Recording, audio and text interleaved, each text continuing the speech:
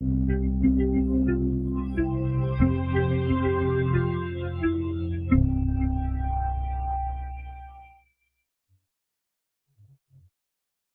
afternoon, everybody. How many of you have ambitious women in your lives? Women who are out there making a difference, making a big impact in the world, or wanting to go out there and make an impact on the world. Last count, I had 8 of them in my life, and that's what I'm going to talk about today, about the ambitious women in your lives and mine. The importance of women participating equally in workplaces cannot be overstated. In India, besides a GDP increase, an estimated GDP increase of anything between 18 to 27%, women's labor force participation can actually redress socio-economic inequalities in our country. Governments and organizations have realized this and have set in many policies and processes to encourage women to stay in workplaces for a couple of years now. But the picture in our country is very bleak. If you look at women's participation in the workforce, the female labor force participation as it's called, India ranks among the lowest 10 countries across the world. The bad news is, it's not just lowest, it has been dropping drastically. In 2004-05, it was at 42.7, and in 2017-18, it is at 23.3. Now, this is very concerning because in most cases where there is economic growth, normally the female labor force participation increases. If you look at NSE data, NSE listed companies, out of a pool of 1,814 CEOs and MDs, only 67 are women. There are, of course, a lot of reasons for this, and one of the most often quoted reasons is that women are not ambitious. It is a lack of ambition that makes them leave workplaces. I disagree. And I use the word ambition to refer to a desire to lead, advance, and make an impact in their careers outside of their homes. I disagree that women are not ambitious. Given my own experience of having worked with more than 3,000 women across the country, even research points to this. A study conducted by the Center for Work-Life Policy a couple of years back, about 85% in the sample, the women reported that they are ambitious. If you do a survey now, I'm willing to bet it will be far higher. So what's really happening? You have ambitious women, you have organizations and governments that are really trying to encourage women to participate in the workforce, but still, women are dropping off the workforce. Women are not reaching leadership positions. What is happening to women's ambitions? I believe women are ambitious, but society, that's you and me, that's made up of you and me, whittles away. Society whittles away women's ambitions.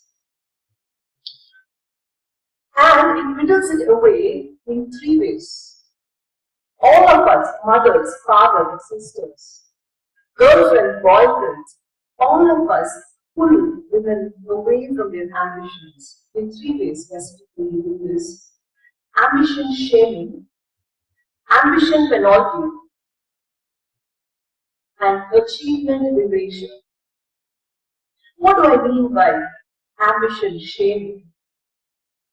One of the first things that pull women away from their ambitions. Let's be honest, we hesitate to use the word ambitious when we talk about the women in our lives.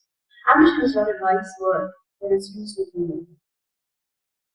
We mistrust ambitious women. We are uncomfortable around them, and therefore we shame them.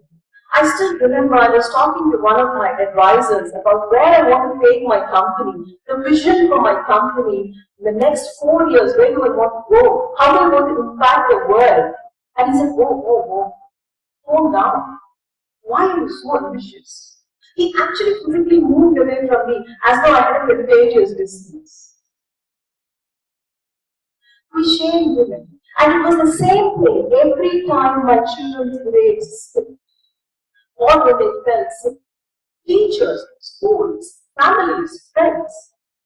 Why are you so ambitious? Why are you so selfish? So woman's ambition is equal to selfishness.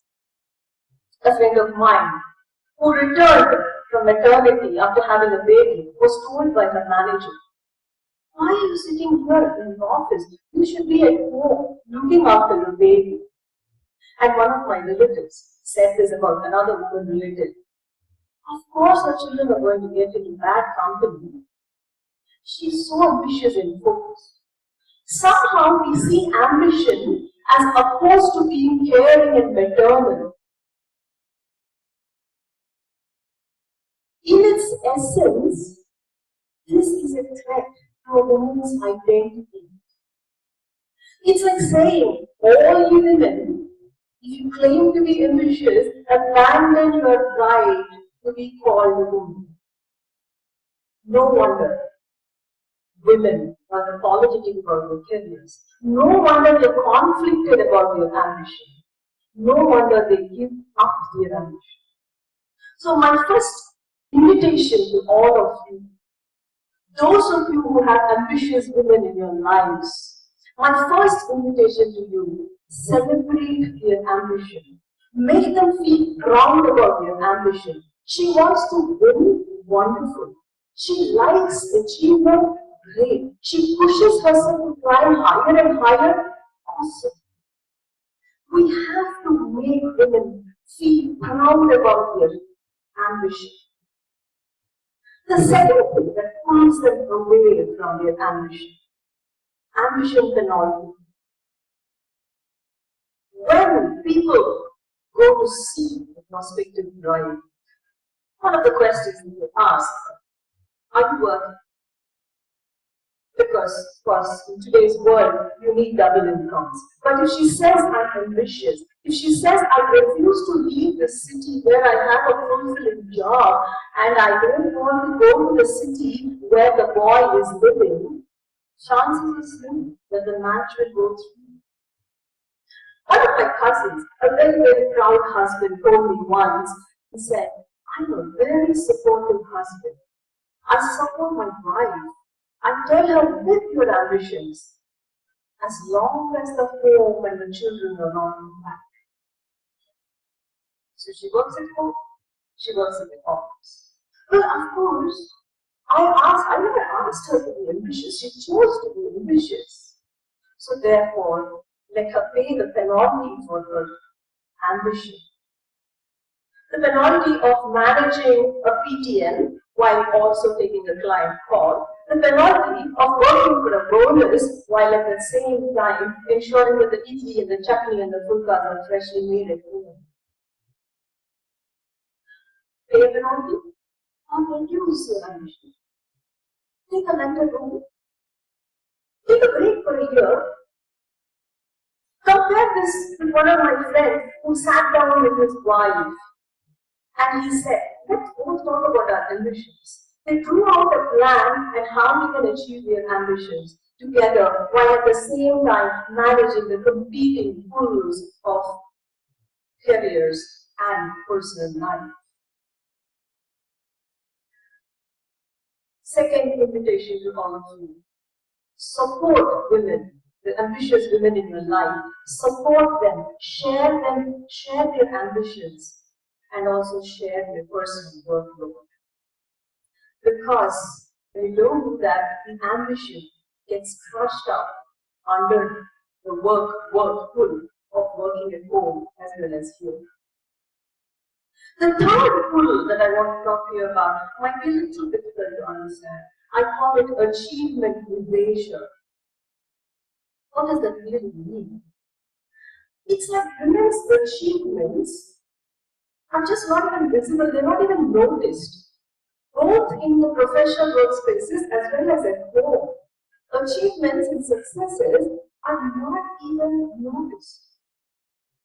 I still remember I made a very, very impactful presentation once, and people came up to me and said, "You're very, very good in something." I said, "Thank you so much." What else? Nothing.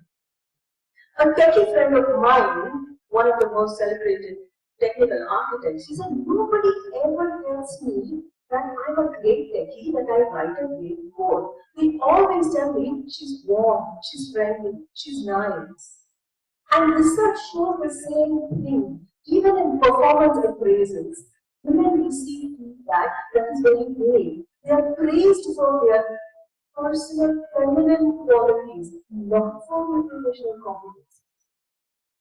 And the most recent example of this invisibility of achievements you would all have noticed when Abhijit Bhaji and Esther Duflo won their Nobel Prize. And one of the newspapers, the headlines read, "Abhijit Bhaji and wife win the Nobel Prize."